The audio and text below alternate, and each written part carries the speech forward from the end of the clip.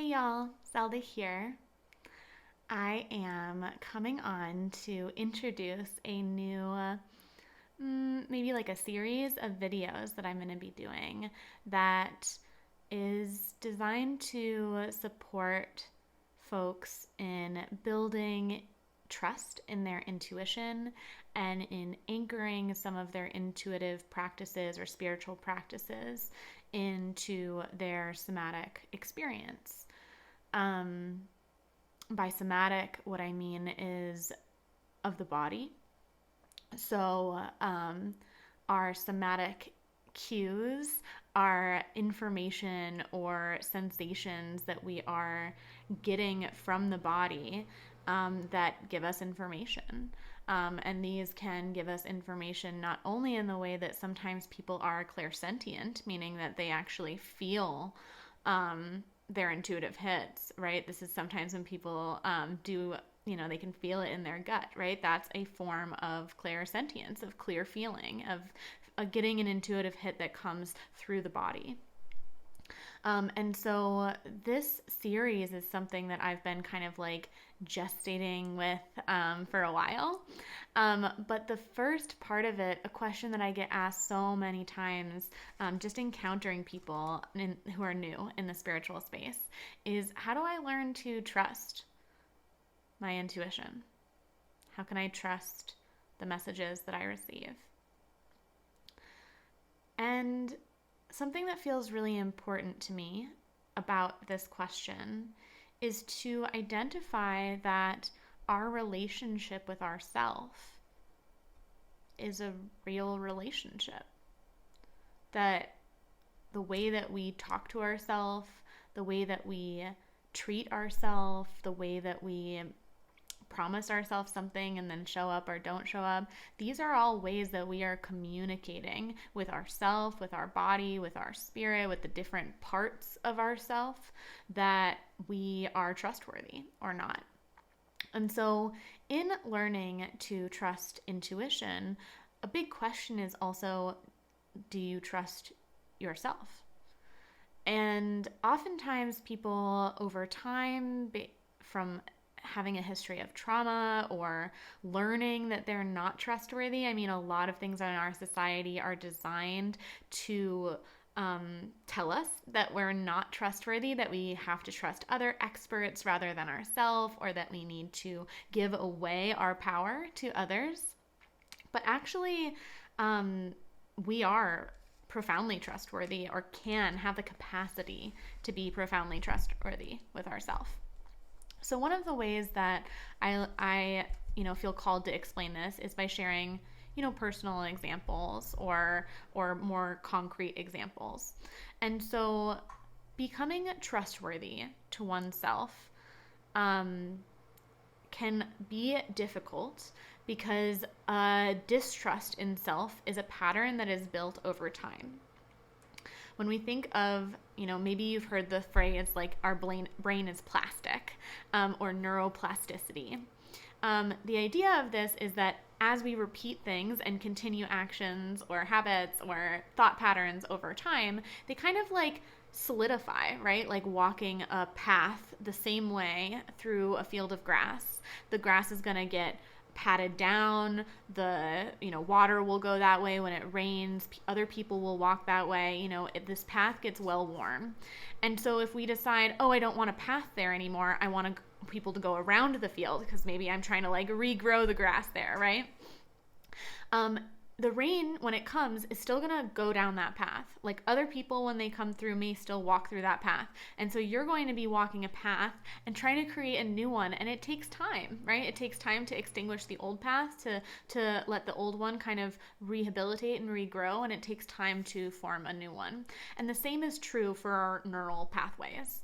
And when we're talking about building patterns of trust, like I know we're talking about intuition, but I'm a firm believer that intuition is and magic are not separate from our understanding, our limited understanding of science, and our expansive and continuing to expand understanding of science. I don't think these things are in conflict. I think they're in conversation with each other, and even complementary to each other. So, how this relates to building trust with oneself is I just invite you to think of a time where, in a relationship that you had with someone else, you felt like your trust was ruptured or broken.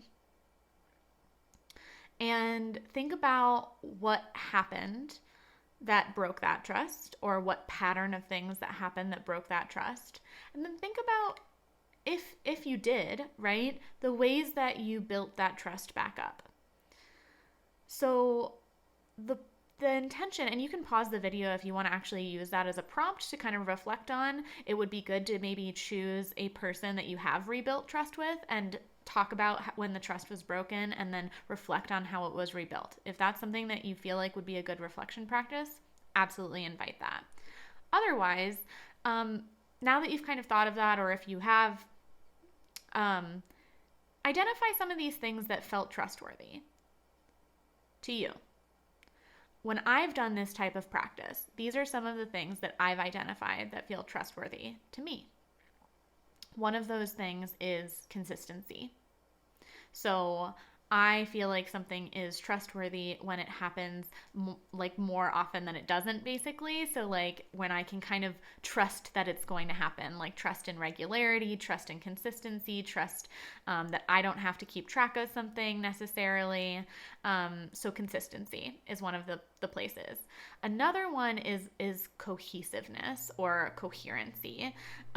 So for me, communication is trustworthy when it is kind of explicit and when it feels very like attuned to what's being communicated. So it feels really untrustworthy when someone says they're going to do one thing and then do a different thing. That feels untrustworthy to me, because it feels like not that the person was necessarily trying to hurt me, but that they are not necessarily fully aligned. I can't just like default to trusting what they say or their words, right? Another thing is accountability that I identify as like being accountable and acknowledging when there's a discrepancy between words and actions. So these are 3 examples, right, of things that I identify as being trustworthy.